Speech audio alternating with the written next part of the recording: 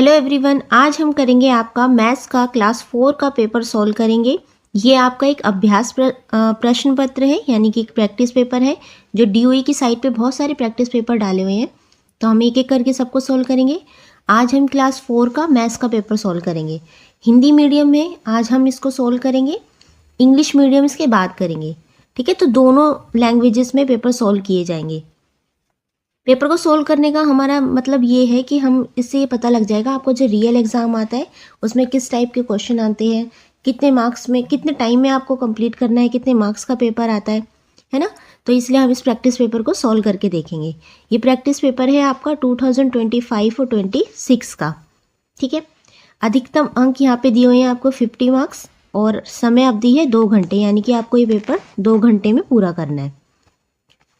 सामान्य निर्देश इसके पढ़ लेते हैं, यानी जनरल इंस्ट्रक्शन से। सबसे पहले फर्स्ट है सभी प्रश्न अनिवार्य हैं, यानी कि जितने भी प्रश्न यहाँ दिए हुए हैं वो आपको सारे करने हैं। सेकेंड है इस प्रश्न पत्र में 3 खंड है, खंड अ है, खंड बा और खंड स। थर्ड है प्रत्येक प्रश्न के लिए निर्धारित अंक उसके सामने दर्शाए गए हैं, यानी जो क्वेश्चन जितने मार्क्स का है उसके सामने ही उसके मार्क्स लिखे हुए हैं। ठीक है, चलिए शुरू करते हैं। पहले है खंड आ। प्रश्न पहला है निम्नलिखित स्थितियां पढ़े।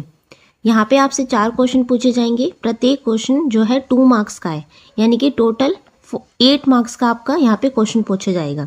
तो आपको जो ये जो स्टोरी से दी हुई है इसको अच्छे से पढ़ना है। उसके आधार पे नीचे कुछ क्वेश्चन पूछे जाएंगे, उनका आंसर करना है। तो चलिए इसे पढ़ते हैं। अनीशा और उसका दोस्त वरुण कार्डबोर्ड का उपयोग करके अपनी मॉडल गाड़ियों के लिए पहिए बना रहे थे।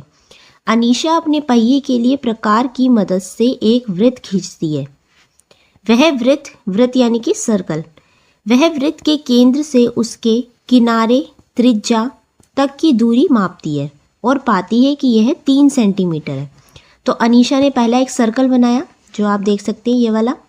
त्रिज्या होती है रेडियस, यहाँ से लेकर यहाँ तक। जब उसने मेज़र करा तो कितना है सेंटर पॉइंट, जो सेंटर पॉइंट है P, तो उसने देखा जो उसकी रेडियस है, त्रिज्या है कितनी है, 3 सेंटीमीटर है। सेकंड देखो, वरुण एक बड़ा पहिया बनाता है और उसके पहिए की त्रिज्या 5 सेंटीमीटर है।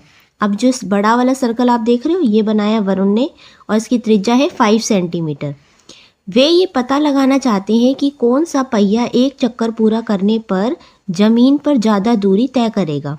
जैसे ये जमीन है, अब छोटा पहिया जो है एक बार सर्कल यहाँ पे घूमेगा, दूसरी बार यहाँ पे घूमेगा, फिर ऐसे घूमेगा, तो ये थोड़ी थोड़ी दूरी तय कर रहा है। लेकिन अगर हम बड़ा पहिया लेंगे, मान लीजिए इतना बड़ा है, तो एक बार में उसने इतना डिस्टेंस कवर किया है ना, दोबारा घूमेगा तो वो इतना करेगा सेकेंड बार में, है ना। लेकिन यहाँ पे तो इतना हो रहा है, तो हम कह सकते हैं कि सबसे ज़्यादा दूरी कौन सा तय करेगा, जो बड़ा पहिया होगा। ठीक है, अब नीचे देखो, इस जानकारी के आधार पर सही विकल्प चुनें। प्रश्न पहला आपसे पूछा है अनीशा के वृत्त की त्रिज्या क्या है। तो अनीशा का वृत्त कौन सा था, पहले वाला, और इसकी त्रिज्या कितनी है, ये है 3 सेंटीमीटर। तो यहाँ पे आपको ऑप्शन दिए हुए हैं 2 सेंटीमीटर, 3 सेंटीमीटर, 5 सेंटीमीटर, 7 सेंटीमीटर। तो आंसर कौन सा हो जाएगा, आंसर हो जाएगा आपका आंसर नंबर बी, 3 सेंटीमीटर यानी कि 3 सेंटीमीटर। ठीक है, क्वेश्चन नंबर सेकंड है किस वस्तु का आकार वरुण के वृत्त के समान होने की सबसे अधिक संभावना है। अब हमने देखा कि वरुण का वृत्त कैसा है, बड़ा है, और कितनी है उसकी रेडियस, 5 सेंटीमीटर। तो इनमें से कौन सी जो चीज़ है वरुण के वृत्त के समान होगी। सबसे पहले दे रखा है जन्मदिन की टोपी, तो हमें पता है जन्मदिन की टोपी तो कुछ इस तरीके से होती है, तो ये वृत्त की तरह तो नहीं लग रही। फिर है सिक्का, सिक्का तो बिल्कुल सर्कल में होता है, गोल। ब्रेड पकौड़ा कुछ इस तरीके से होता है ना, ट्रायंगल की शेप में। मेज पोस्ट, ये तो कुछ ऐसा होगा मेज पे बिछाने का। तो हम कह सकते हैं कि इसका आंसर हो जाएगा आंसर नंबर बी, सिक्का, क्योंकि सिक्के की भी शेप कैसी है, सर्कल में है। ठीक है, नेक्स्ट है क्वेश्चन नंबर 3 है किसका पहिया एक चक्कर पूरा करने पर फर्श पर अधिक दूरी तय करेगा। बिल्कुल आसान है, अनीशा का जो पहिया था वो छोटा था, लेकिन वरुण का पहिया बड़ा था, तो यानी कि जो वरुण का पहिया है वो फर्श पर अधिक दूरी तय करेगा। तो आंसर हो जाएगा आंसर नंबर बी, वरुण का पहिया। क्वेश्चन नंबर 4 है 5 सेंटीमीटर त्रिज्या वाले वृत्त का केंद्र क्या है। केंद्र होता है हमारा सेंटर। अब 5 सेंटीमीटर जो वृत्त था वो है हमारा वरुण वाला, और इसका केंद्र का क्या नाम रखा है, ओ। ठीक है, तो यहाँ पे आपका आंसर हो जाएगा आंसर नंबर डी, ओ वाला।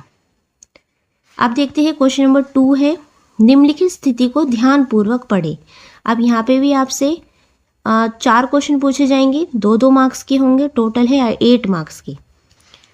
किरण अपने पिता की मदद फलों की दुकान में कर रहा है। किरण कोई बच्चा है जो अपने फादर की मदद कर रहा है, कहाँ पे? फलों की दुकान पर। उनके पास एक तराजू और बेचे जा रहे फलों की मूल्य सूची है। तराजू क्या होता है? जब आप बाजार में जाते होगे, कोई चीज़ खरीदते हो, फल सब्जियां, तो आपको तोल कर मिलती है, तो जिस पे वो तोली जाती है वो क्या होता है? तराजू होता है। ठीक है, तो वहाँ पे एक तराजू है जिसमें से फलों को नापा जा रहा है, और मूल्य सूची है, यानी कि कौन सा फल कितने रुपए का है, कितने किलो के हिसाब से कितने रुपए का है, वो वहाँ पे लिखा हुआ है।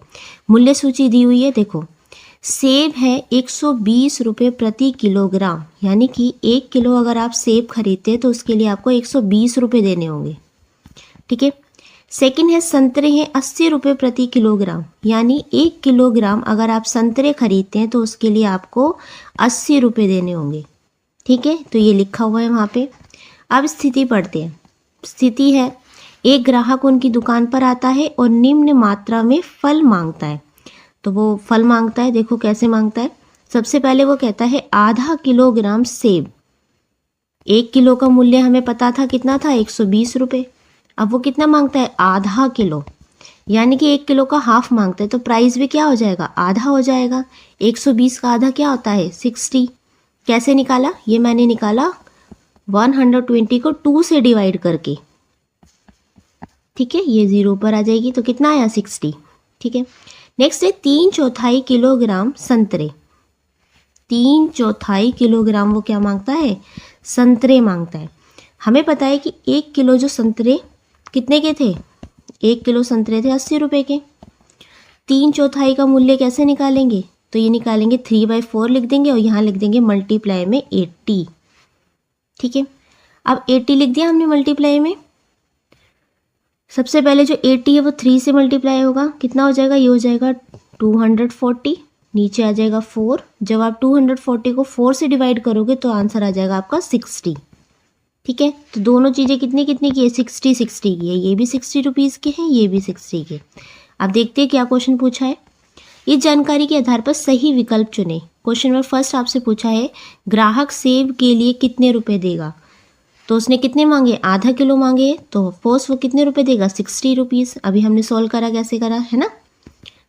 सेकंड है ग्राहक संतरों के लिए कितने रुपए देगा। तो संतरे कितने खरीदे थे उसने? 3/4 खरीदे थे, 3/4। इस तरीके से हमने आंसर निकाला था इसका। फिर से डिवाइड कर दोगे 60, तो वो संतरों के लिए भी 60 रुपीज़ देगा।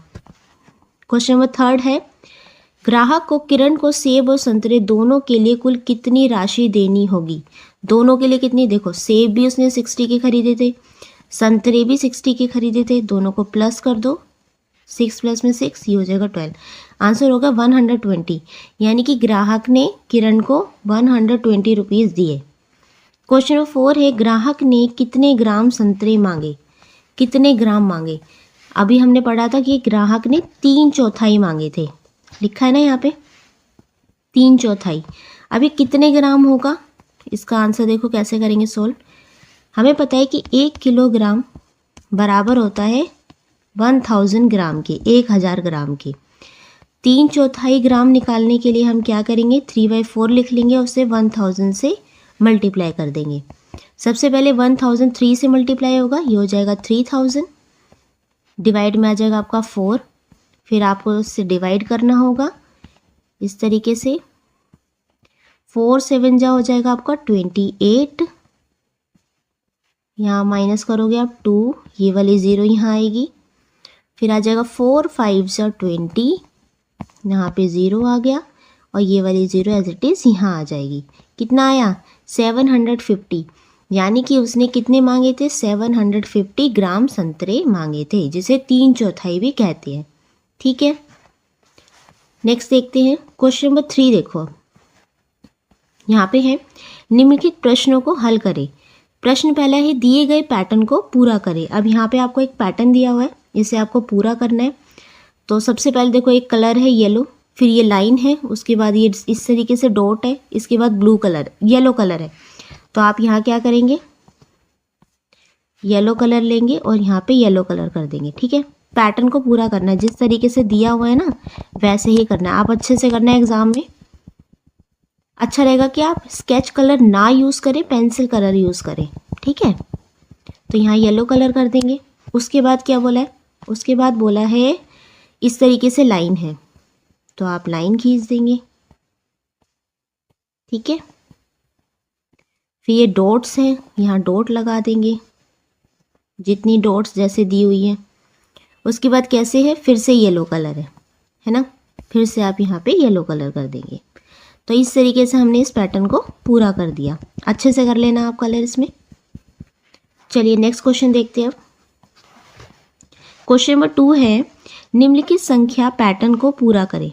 अब यहाँ पे पैटर्न को आपको पूरा करना था, यहाँ दे रखा था 45, 55, 65 देन 75। अब देख रहे हो आप 45 में 10 प्लस करोगे तो 55 आ रहा है। पैटर्न को कैसे पूरा करेंगे, देखो 45 में 10 प्लस करोगे आप तो आ गया आपका 55। 55 में फिर से 10 प्लस करोगे तो आ जाएगा आपका 65। 65 में 10 ऐड करोगे आप तो आ जाएगा 75। 75 में 10 ऐड करोगे तो नेक्स्ट आपका नंबर आ जाएगा, ये होगा आपका 85। ठीक है, क्वेश्चन नंबर 3 देखो, यहाँ बोला है पैटर्न अनुक्रम में लुप्त संख्या लिखिए। लुप्त संख्या यानी कि जो गायब है वो लिखनी है, जिसके नीचे फिल इन द ब्लैंक्स है। यहाँ है 1, 3, 6, 10, 15।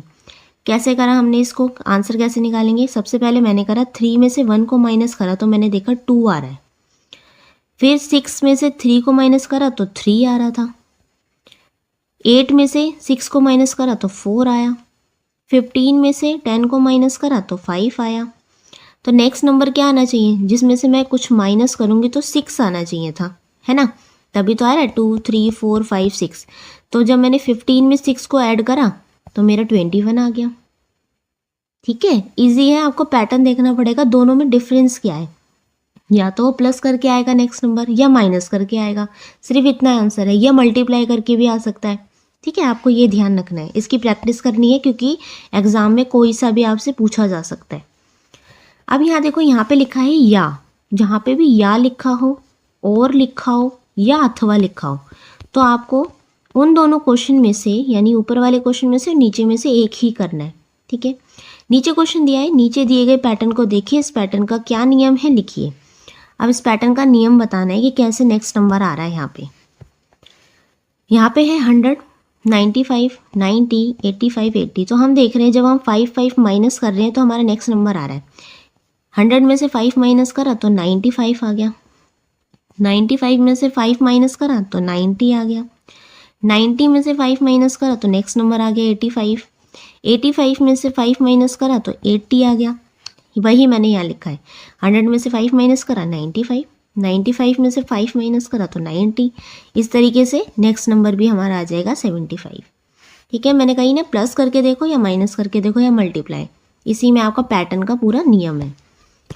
क्वेश्चन नंबर 4 देखो, रिक्त स्थान भरकर वर्णमाला संख्या पैटर्न पूरा करें। यहाँ पे एक ब्लैंक दिया हुआ है, अब आपको बताना है कि नेक्स्ट नंबर क्या होगा। अब यहाँ पे आप नंबर देख रहे हैं कि एक तो है ABCD वाला नंबर और एक है नंबरिंग वाला।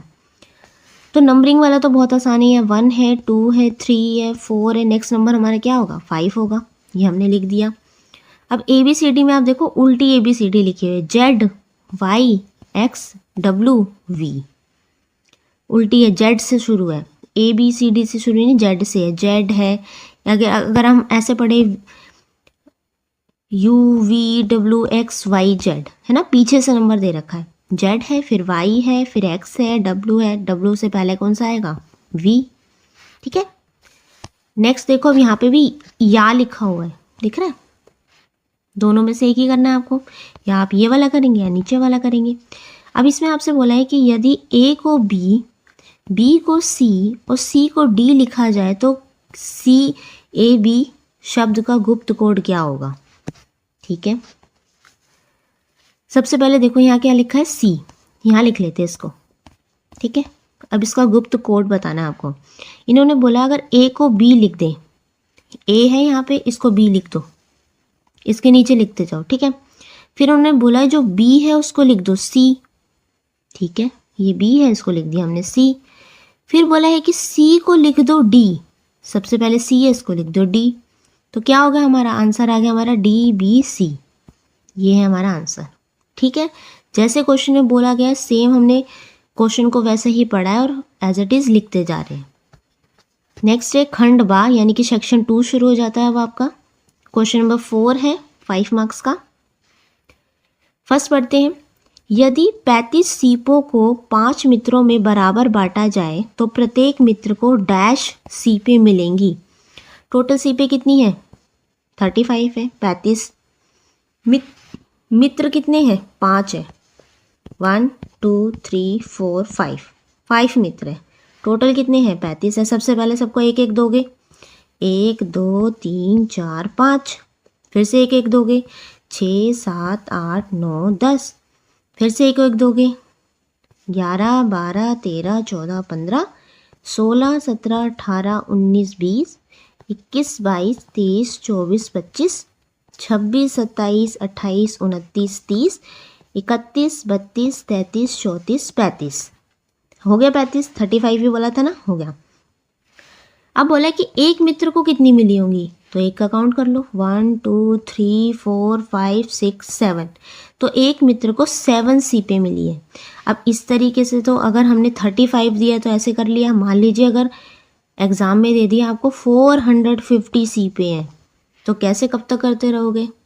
तो इसको करने का एक आसान तरीका क्या है, सिंपल सा है बिल्कुल।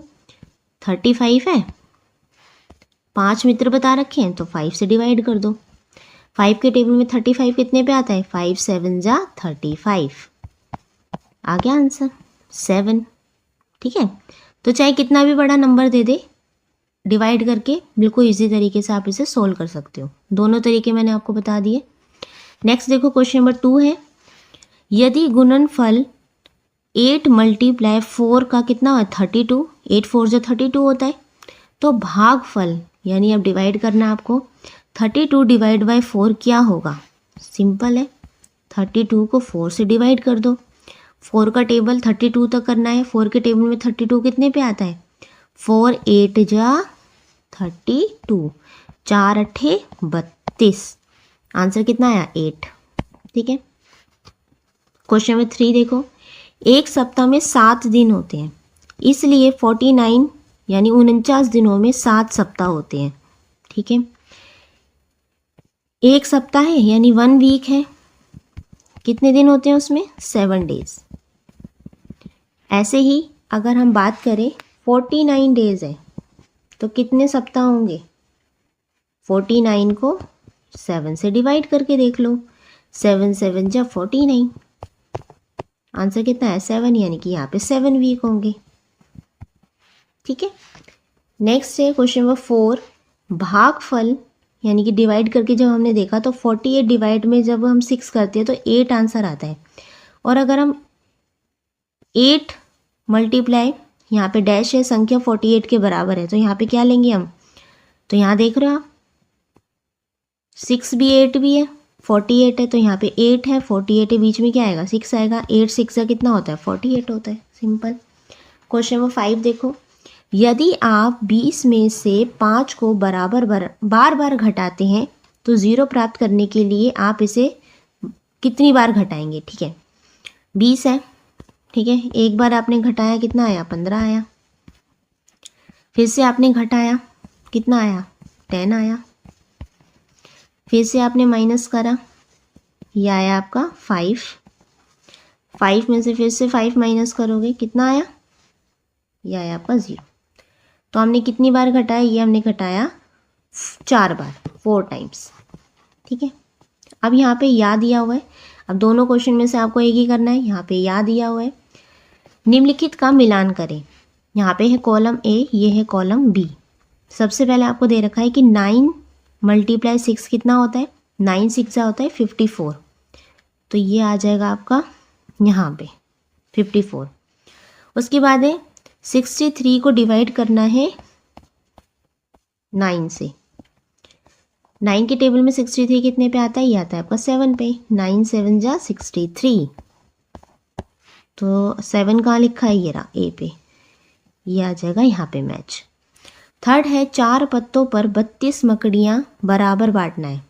तो बराबर बांटने के लिए क्या करेंगे, 32 को 4 से डिवाइड कर लो। 4 के टेबल में 32 आता है 8 पर, आंसर आ गया हमारा 8। यहाँ लिखा है प्रत्येक पत्ते पर 8 मकड़ियाँ होंगी, ये मैच कर देंगे हम इससे। उसके बाद है 11 मल्टीप्लाई 11। अब आप मल्टीप्लाई करके देख लो 11 को, 1 1 जा 1, 1 1 जा 1, फिर से 1 1, प्लस करो 1 1 + 1 2 और ये 1, आंसर कितना आया 121, ये आ जाएगा यहाँ पे मैच। उसके बाद है 89 81 डिवाइडेड बाय 9, तो यहाँ लिख लो 81, ये आ जाएगा 9। 9 के टेबल में 81 कितने पे आता है, 9 पे आता है, आंसर कितना आ गया 9, ये हो जाएगा 9 पे। ठीक है, इस तरीके से आप इसको मैच कर सकते हैं। नेक्स्ट देखते हैं क्वेश्चन नंबर 5। सत्य कथन के लिए कोष्टक में टी और असत्य कथन के लिए कोष्टक में एफ लिखें। यानी कि जो सत्य कथन है उसके लिए हम लिखेंगे ट्रू और जो गलत है उसके लिए लिखेंगे फॉल्स। ठीक है, सबसे पहले क्वेश्चन नंबर फर्स्ट है 3 किलोग्राम आलू वाला बैग 2500 यानी 2500 ग्राम प्याज वाले बैग से भारी है। क्या ये ट्रू है? ये है ग्राम में, ये है किलोग्राम में। हमें पता है 1 किलोग्राम बराबर होता है हमारे 1000 ग्राम के, तो 3 किलोग्राम कितने के बराबर होगा, ये होगा 3000 ग्राम के, है ना। अब यहाँ पे आज हम लिख सकते हैं किलोग्राम की जगह 3000 ग्राम। तो कौन सा भारी है, तो आलू वाला बैग भारी है, तो बिल्कुल ट्रू बात लिखी है, यानी सही बात लिखी है। ठीक है, क्वेश्चन नंबर 2 देखो, एक तरफ 1 किलोग्राम वजन वाले तराजू को संतुलित करने के लिए आपको दूसरी तरफ ठीक 100 ग्राम वाले वजन रखने होंगे। अच्छा, ये आप बताओ ये ट्रू है या फॉल्स है। एक तरफ है 1 किलोग्राम, 1 किलोग्राम यानी कि 1000 ग्राम के बराबर होता है। अब इन्होंने बोला है कि तराजू में दूसरी तरफ वजन कितना रखना पड़ेगा, 100 वाले 10 रखने पड़ेंगे। जब आप 100 वाले 10 रखेंगे तो क्या ये 1000 होगा? बिल्कुल होगा, करके देख लो। 1 0 है ये, 1 2 3 4 5 6 7 8 9 एंड 10। जब आप इसे ऐड करेंगे तो ये हो जाएगा आपका 1000 ग्राम। तो बिल्कुल ये ट्रू है। ठीक है, दोनों, क्योंकि इधर भी 1 किलोग्राम 1000 ग्राम के होता है बराबर, और 100 ग्राम के आप 10 बार रखेंगे तो वो भी 1 किलोग्राम यानी 1000 ग्राम के बराबर होगा। क्वेश्चन नंबर 3 देखो, यदि आपके पास 2 किलोग्राम 400 ग्राम वजन का कद्दू है और आप उसमें से 500 ग्राम वजन का एक टुकड़ा निकाल देते हैं तो कद्दू का वजन 2 किलोग्राम से अधिक हो जाएगा। तो ये गलत है। क्यों? देखो, आपके पास है 2 किलोग्राम यानी कि 2400 ग्राम है, इसमें से अगर आप 500 ग्राम निकाल दो, माइनस करके देख लो, यहाँ आ जाएगा 14, यहाँ आ जाएगा 1। अब 14 में से आपके 5 गए तो ये बचेगा इधर 9 1 का, तो ये बचेगा आपका 1900 ग्राम। तो ये क्या है, 2 किलोग्राम से तो अधिक नहीं है, कम है, इसलिए ये स्टेटमेंट क्या है, फॉल्स है, गलत है। ठीक है, क्वेश्चन 4 है, इकाई ग्राम जी का उपयोग आमतौर पर बहुत भारी वस्तुओं को मापने के लिए किया जाता है, जैसे किसी व्यक्ति का वजन। तो ये बात क्या है, फॉल्स है। किसी व्यक्ति, ग्राम जो है छोटी इकाई है, ठीक है, किलोग्राम बड़ी इकाई है। तो जब हमें बड़ी चीज़ों को, भारी चीज़ों को मापना होता है तो हम उसे किलोग्राम में मापते हैं, छोटी चीज़ों को मापना होता है तो ग्राम में मापते हैं। ठीक है, यदि किसी का वजन आप मापेंगे तो वो किलोग्राम में नापेंगे। ठीक है, क्वेश्चन 5 है, यदि किसी वस्तु का वजन 1500 ग्राम है, 1500 ग्राम है, तो इसे 1.5 किलोग्राम के रूप में भी लिखा जा सकता है। ये बात बिल्कुल ट्रू है, 1.5 किलोग्राम के रूप में लिखा जा सकता है, क्योंकि ये होता है 1000 प्लस में 500 ग्राम।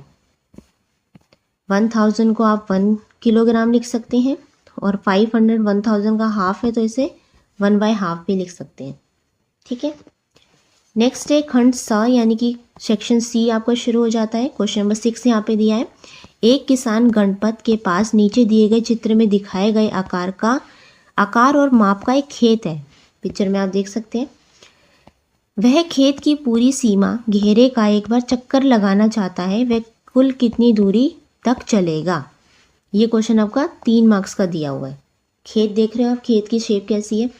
यहाँ तक है ये 9 मीटर, यहाँ पे है ये 15 मीटर, यहाँ तक है ये 21 मीटर ये लिखा, और यहाँ पे 9 मीटर। तो टोटल कितनी दूरी तय करेगा, सबको ऐड कर लो। 21 मीटर, 15 मीटर, 9 मीटर और 9 मीटर, जब सबको ऐड करोगे तो ये आ जाएगा आपका 54 मीटर, यानी कि वो टोटल कितनी दूरी तय करेगा, 54 मीटर। ठीक है। क्वेश्चन नंबर 7 देखो। मनप्रीत को घर बनाने के लिए 1500 बोरी सीमेंट चाहिए। एक ट्रक एक बार में 250 बोरी सीमेंट ले जा सकता है। ट्रक कितने चक्कर लगाएगा। क्वेश्चन कितना है, 3 मार्क्स का आपका ये क्वेश्चन है। टोटल कितना बोरी सीमेंट चाहिए, 1500 बोरी। एक बार में कितनी बोरी आती है, 250 बोरी। तो इसको करेंगे, घर बनाने के लिए कुल बोरी सीमेंट कितना चाहिए, 1500 बोरी चाहिए। एक ट्रक द्वारा एक बार में लाई गई बोरी की संख्या कितनी है, ये है 250 बोरी। तो कितने चक्कर लगाएगा वो, ट्रक द्वारा लाए गए कुल चक्कर हो जाएंगे हमारे 6। कैसे करा हमने, 1500 को 250 से डिवाइड कर देंगे, 0 से 0 कट जाएगी, क्या बचा, अब बचा 150 और 25। तो 25 के टेबल में 150 कितने पे आता है, ये आता है आपका 6 पे। ठीक है, इस तरीके से कर लेंगे इसे सॉल्व। नेक्स्ट है क्वेश्चन नंबर 8, 4 मार्क्स का है। जादुई त्रिभुज बनाने के लिए 1 से लेकर 6 तक की संख्याओं का प्रयोग करें। नियम है प्रत्येक भुजा की संख्या का योग 10 होना चाहिए। नीचे आपको एक त्रिभुज दिया हुआ है, आपसे इसमें बोला है कि प्रत्येक जो भुजा है उसका जो नंबर है टोटल 10 होना चाहिए। तो यहाँ पे 1 और 4 हमें लिख के दिया हुआ था, बाकी नंबर हमें खुद लिखने थे। जैसे 1 और 4 कितना हो गया, 5 हो गया। अब क्या लिखे जो पूरा 10 हो जाए, तो यहाँ पे हम 5 लिख देंगे। 5 प्लस में 4 9 प्लस में 1, ये हो जाएगी पूरी संख्या 10 की। यहाँ पे 5 पहले से है, 2 लिख दिया, 7 हो जाएगा। 7 में 3 यहाँ लिख दोगे तो 10 हो जाएगा, ये भी 10 हो गया। फिर 1 प्लस में 6 7, 7 प्लस में 3, ये भी क्या हो जाएगा, यहाँ पे 10 हो जाएगा। तो इस तरीके से सबका टोटल 10 होना चाहिए था। नेक्स्ट देखो, क्वेश्चन नंबर 9 है। गणपत की पत्नी एक दर्जी की दुकान में काम करती है, उसे मेज पोश पर लेस लगाना है। मेज पोश क्या होता है, मेज पे बिछाने वाला जो कपड़ा होता है, उसके चारों तरफ ऐसे लेस लगानी है। उसने 100 मीटर लंबा लेस खरीदा। कितनी मीटर लंबा खरीदा है, 100 मीटर लंबा। अब देखो, क्वेश्चन फर्स्ट पूछा आपसे, मेज पोश के चित्र को देखकर बताइए कि एक मेज पोश में कितना लेस लगेगा। ये है मेज पोश, इसमें लिखा है 1 मीटर 50 सेंटीमीटर, यहाँ पे भी 1 मीटर 50 सेंटीमीटर, यहाँ पे 50 सेंटीमीटर 50 सेंटीमीटर। हमें पता है कि 1 मीटर बराबर होता है 100 सेंटीमीटर के। ठीक है, 1 मीटर 100 सेंटीमीटर के बराबर होता है। यहाँ पे 1 मीटर लिखा है, मैं यहाँ 100 लिख सकती हूँ। 100 ये और 50 ये कितना हो गया, 150 सेंटीमीटर। यहाँ पे भी कितना हो गया, 150 सेंटीमीटर। यहाँ 50 सेंटीमीटर 50 सेंटीमीटर, सबको आप ऐड कर लोगे। 150 ये, दूसरा 150 ये वाला, और 50 2 बार है, ऐड कर लो इसको, ये हो जाएगा आपका 400 सेंटीमीटर। यानी उसे एक मेज पोश में कितना लेस लगेगी, 400 सेंटीमीटर। इस तरीके से हमें इसे सॉल्व करना है।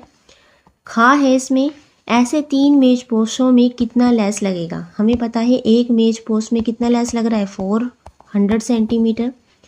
3 में कितना लगेगा, 400 को 3 से मल्टीप्लाई कर दो, ये हो जाएगा आपका 4 3 4 जो 12, लास्ट में 2 0, 1200 सेंटीमीटर। ठीक है। ग है, रोल में कितना लेस बचेगा। ओके, अब एक मेज पोश में कितना लेस लग गया, अच्छा यहाँ पे 3 मेज पोश में लेस लगेगी 1200, यानी कि 400 सेंटीमीटर वाला पूछते हैं। अच्छा, एक मेज पोश में 400 सेंटीमीटर लग गई, तो 100 मीटर लंबा लेस था, अब कितनी बची होगी, यहाँ है मीटर में, ये है सेंटीमीटर। अब देखो 1 मीटर बराबर होता है 100 सेंटीमीटर के, है ना। 400 सेंटीमीटर कितने के बराबर होगा, ये होगा आपका 4 मीटर के बराबर। तो टोटल कितना था, 100 मीटर। 4 मीटर लग गया, तो 100 में से जब आप 4 को माइनस करोगे तो ये आएगा आपका 96। यानी रोल में कितना लेस बचा होगा, तो उसमें बचा होगा 96 मीटर। ठीक है, कैसे करा हमने, समझ में आया आपको? कोई भी डाउट है, नहीं समझ में आता, आप नीचे कमेंट करके पूछ सकते हैं। अब यहाँ पे अथवा में आपको क्वेश्चन दिया हुआ है, इसको देखो, यानी दोनों में से आपको एक ही करना है, चाहे आप ऊपर वाला करेंगे या नीचे वाला। एक वर्ग का घेरा 12 सेंटीमीटर है। नीचे देखो ये वर्ग दिया हुआ है, इसका घेरा कितना है, 12 सेंटीमीटर। प्रश्न का इसमें पूछा है, एक वर्ग के कोने से 1 सेंटीमीटर भुजा वाला एक छोटा वर्ग काटा जाता है। बी वाला देख रहे हो, इस तरीके से इसे कट कर दिया जाता है। बी का घेरा कम होगा या ज़्यादा, इसकी लंबाई ज्ञात कीजिए। तो लंबाई का यहाँ से मतलब है कि इसका घेरा ही बताना है आपको कि कम होगा या ज़्यादा। घेरा यानी कि इसका पेरीमीटर, जो साइड की जितनी बाउंड्री है वो, तो कम होगा या ज़्यादा, ये देखो। तो यहाँ देखो ये 3-3 सेंटीमीटर का है, इसमें से 1-1 सेंटीमीटर का कट कर दिया। यहाँ पे कितना बचा होगा, 2 सेंटीमीटर। यहाँ पे भी 2 बचा होगा, ये 3 होगा, ये 3 है, और यहाँ पे ये 1 सेंटीमीटर, ये 1 सेंटीमीटर। काउंट कर लो, अगर आप इसको देखते हो तो ये कितना हो जाएगा, 12 सेंटीमीटर का ये टोटल है। ये कितने का होगा, 3 प्लस में 6, 6 प्लस में 2 8, 8 प्लस में ये वाला 2 10, और ये 11 12, तो ये भी कितना आया, 12। तो इसका घेरा ना तो कम होगा ना ज़्यादा होगा, बल्कि बराबर रहेगा। कैसे बराबर रहेगा, मैंने आपको करके बताया। ठीक है, अब देखो क्वेश्चन नंबर ख पूछा है, यदि आप 1 सेंटीमीटर का एक वर्ग काटकर आकृति सी बनाते हैं तो सी के घेरे की लंबाई क्या होगी। आकृति सी देखो, ये है नई आकृति। अब इसकी लंबाई बतानी है, तो हमें पता है ये तो 12 थी, 12 सेंटीमीटर। इसकी लंबाई कितनी होगी, तो ये वाली तो 3 है, ये भी 3 है, और नीचे वाली भी 3 है।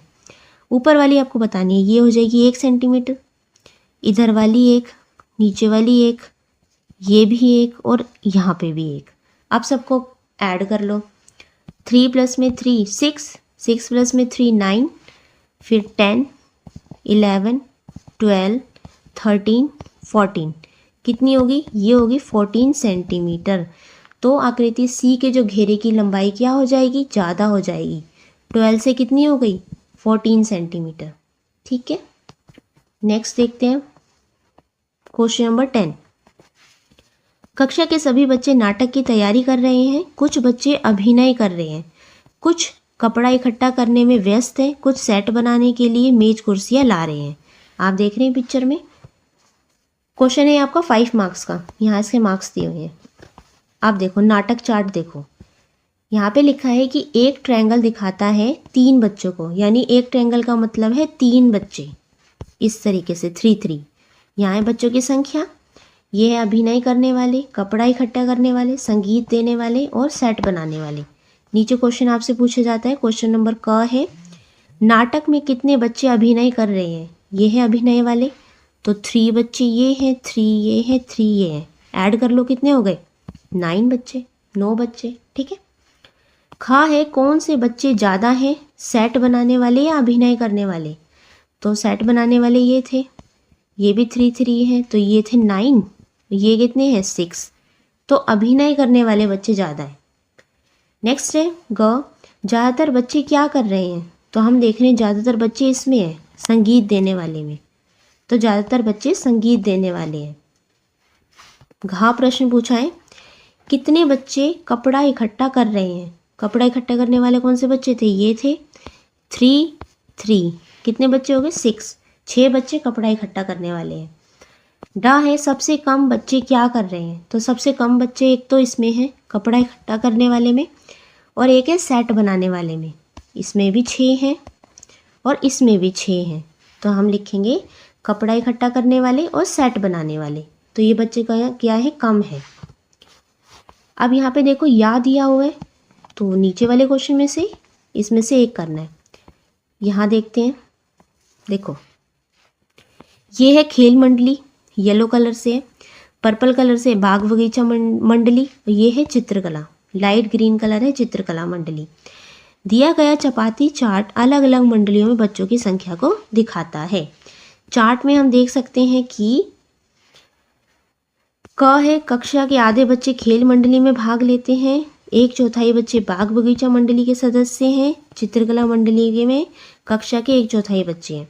नीचे आपसे बोला है यदि विद्यालय में 200 विद्यार्थी हैं, टोटल कितने हैं 200, तो ऊपर दिए गए चपाती चार्ट को देखकर प्रत्येक मंडली के सदस्यों की संख्या बताइए।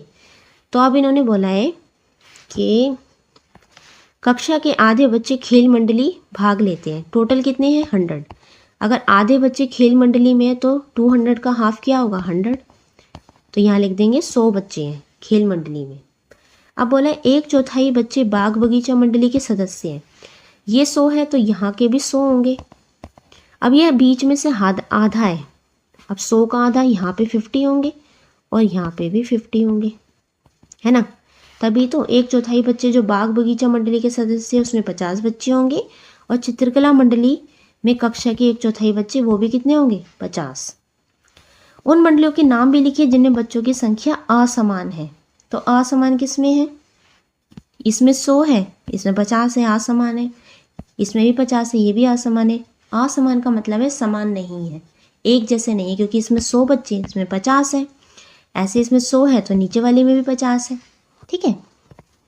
ओके, तो ये था आपका लास्ट क्वेश्चन। ये पेपर आपका सोल्व हो गया है। आई होप आपको अच्छे से समझ में आया होगा। कोई भी डाउट है तो आप नीचे कमेंट कर सकते हैं। और भी क्लासेस के और भी सब्जेक्ट के पेपर इसी चैनल पर डाले जाएंगे, तो चैनल को आप सब्सक्राइब जरूर कर लीजिएगा, बेल आइकन जरूर प्रेस कर लीजिएगा, ठीक है। वीडियो अच्छी लगी हो तो लाइक करना ना भूलें। Thank you.